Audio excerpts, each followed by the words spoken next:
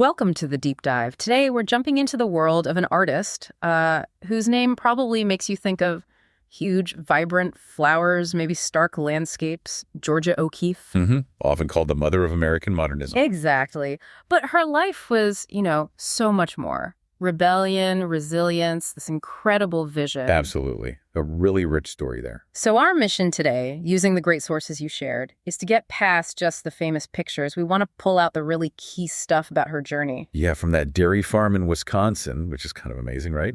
All the way to the center of American modern art. Right. We'll dig into what made her such an icon, the personal struggles that, really shaped her art and the influence she still has. And that central question. Yeah. She said she was absolutely terrified every moment of my life. Yeah. And yet she also said she did every single thing she wanted to do.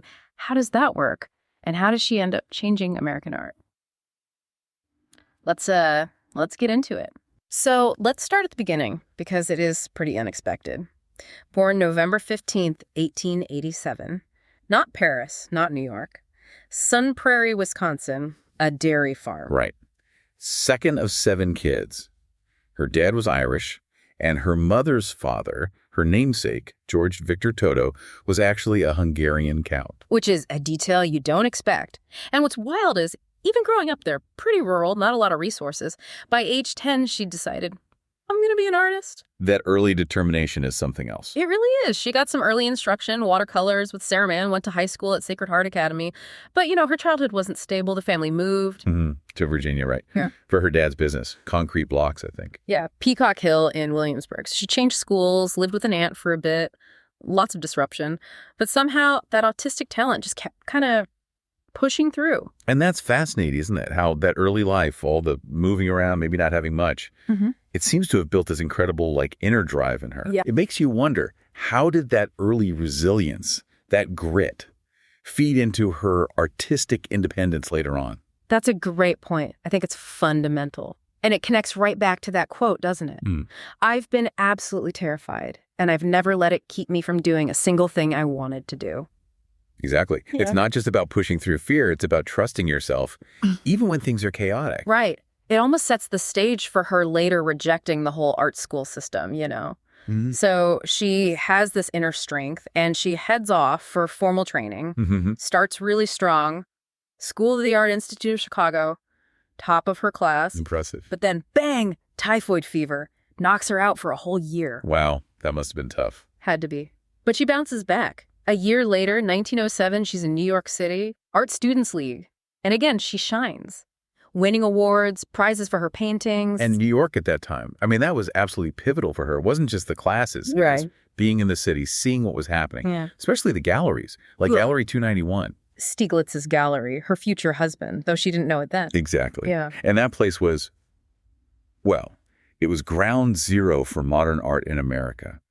Stieglitz was championing photography as art, which was huge, and he was bringing in European avant-garde stuff, Matisse, Rodin, Picasso. So she's soaking all this in, but then, just as things are taking off academically, she makes this huge decision. 1908, she leaves. Now, partly it was money trouble. Her dad went bankrupt. Her mom was really sick. But there was something bigger, wasn't there, artistically? Yeah, she was getting disillusioned. Really pushing back against what they were teaching. That whole mimetic tradition, right? The idea that art is just about copying nature perfectly. Exactly, just imitation. And she felt it was empty. She wanted more, something deeper. To express what she felt about something, not just what it looked like. She said it so clearly later. I had to create an equivalent for what I felt about what I was looking at, not copy it. That's a powerful statement. It really is. It's basically her artistic manifesto right there. A complete break from the old way. So, she ditches formal art school. What next?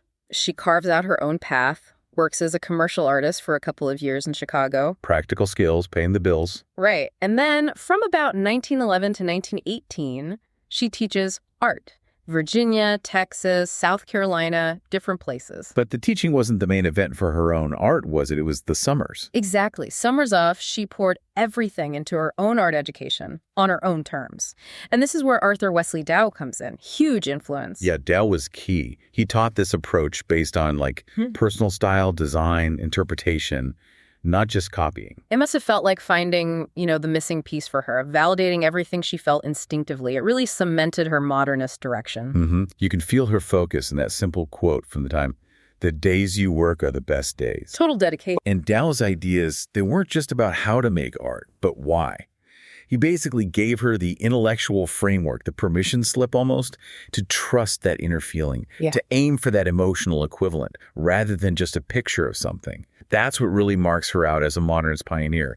It all connects back to that vision she had, even as a kid. Okay, so this fierce, independent vision she's developing, it leads her right back to Alfred Stieglitz. The gallery owner from New York. Right. He sees her charcoal drawings. A friend showed them to him without O'Keeffe knowing initially. He puts them up in his gallery, Gallery 291, in 1917. And he was blown away. Totally. By 1918, he basically convinces her, come back to New York, I'll support you financially, just focus on your art. A huge leap of faith for her. Absolutely. She accepts. And Stieglitz, who's 24 years older, already a big name, he becomes her champion, her promoter, her patron, really pushes her work through his gallery. But their relationship, it wasn't just professional, obviously, and it got complicated fast. Oh, yeah. The photographs. Starting around 1917, Stieglitz takes hundreds of pictures of her, over 350 portraits and maybe 200 nudes. Which caused a massive stir when they were exhibited. Put O'Keeffe on the map, but maybe not entirely in the way she wanted. Right. It created this very specific, often sexualized public image of her. And looking back, much later, in 1978, O'Keeffe herself had this really interesting take on those photos. She said, I wonder who that person is. It is as if in my one life, I have lived many lives. Oh, wow. That suggests such a distance from that public persona he created. Doesn't it? Anyway, Stieglitz eventually divorces his first wife, and he and O'Keeffe get married in 1924. But marriage didn't exactly smooth things out. No. Not at all. Big issues arose. O'Keeffe wanted children. Stieglitz, who already had a daughter, wasn't interested. A fundamental difference. And then the affair. In 1927, he starts this relationship with Dorothy Norman. She was young, 22, married herself. And Norman didn't just disappear. She stayed very much in the picture, didn't she? Involved with Stieglitz's galleries, even helping care for him later. Right. She was a constant presence, and this, understandably, had a devastating effect on O'Keeffe. You can only imagine the strain. Led to her being hospitalized for depression in 1928, and then another breakdown in 1933.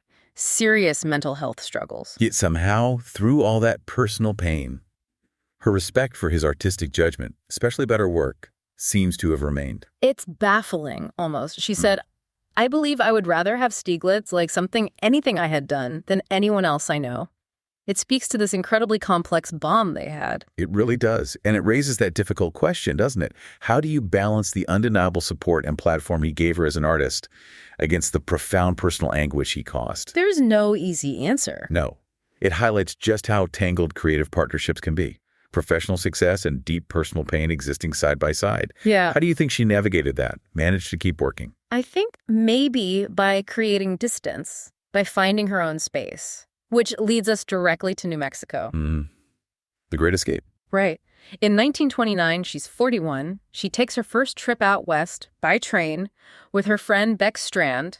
And a lot of people think this was basically her pushing back against Stieglitz and his affair, his control over their summers in Lake George. Choosing her own path, literally. And the connection was instant, powerful. She just knew. Yeah, that quote is amazing. Isn't it? When I got to New Mexico, that was mine.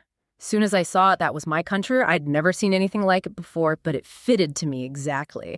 She talks about the air, the sky, the wind being different.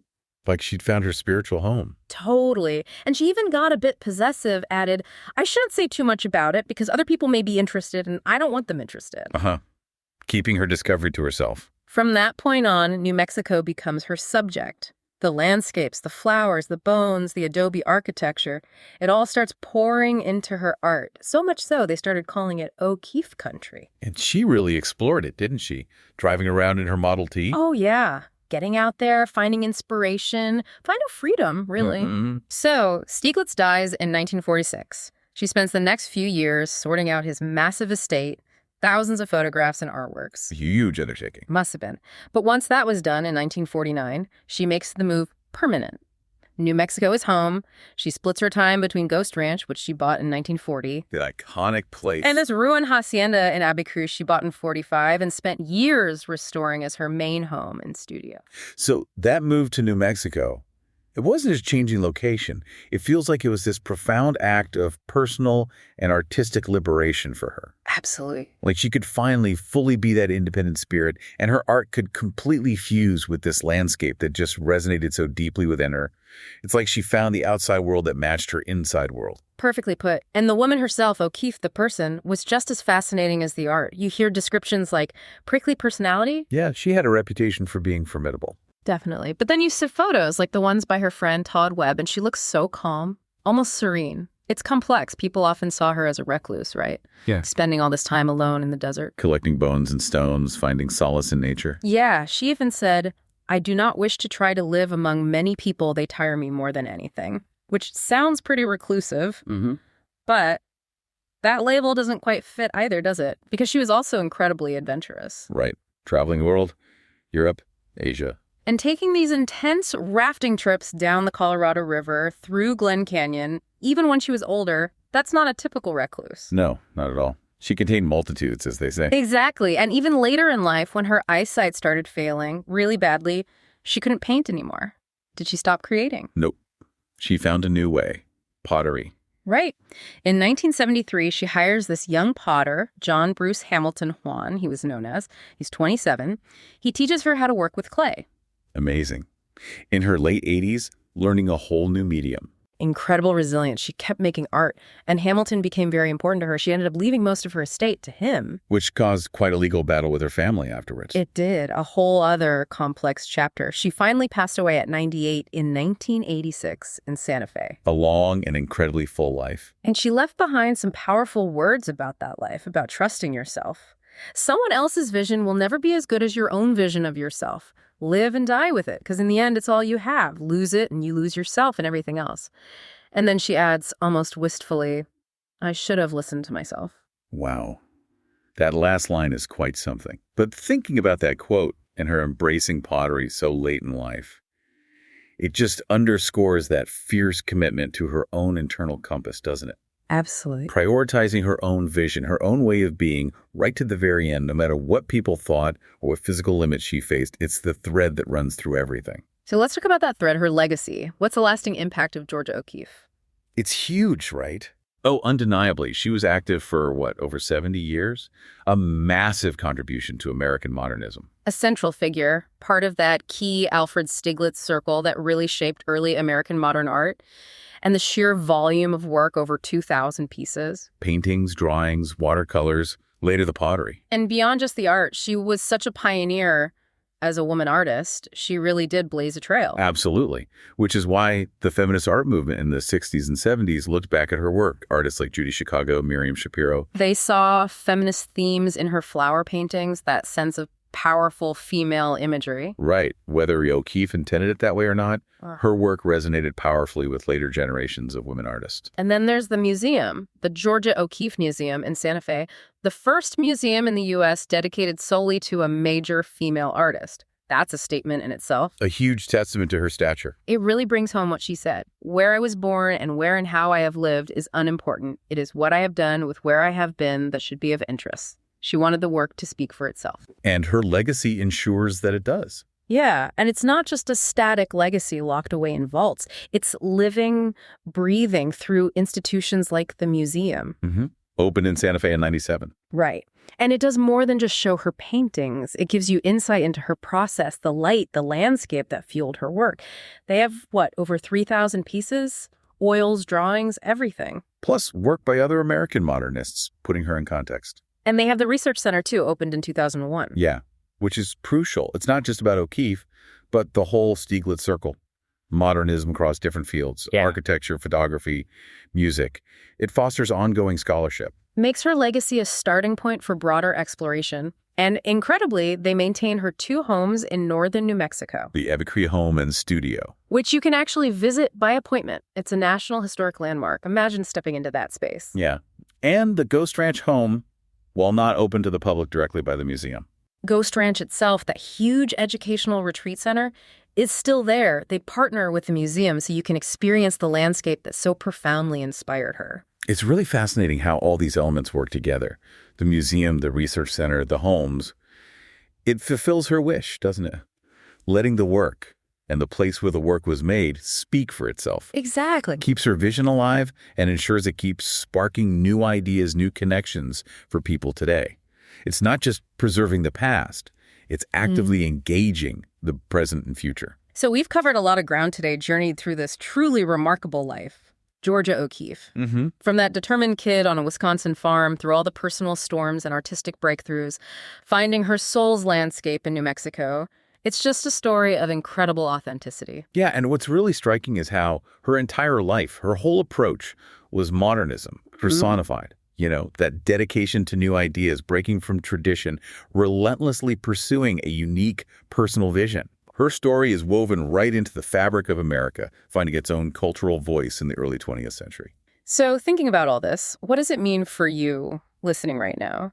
When you reflect on O'Keeffe's absolute commitment to her own vision, even when it was hard, even when people pressured her or didn't understand, maybe consider this. We live in a world that often pushes us to fit in, to follow trends, to copy what works for others.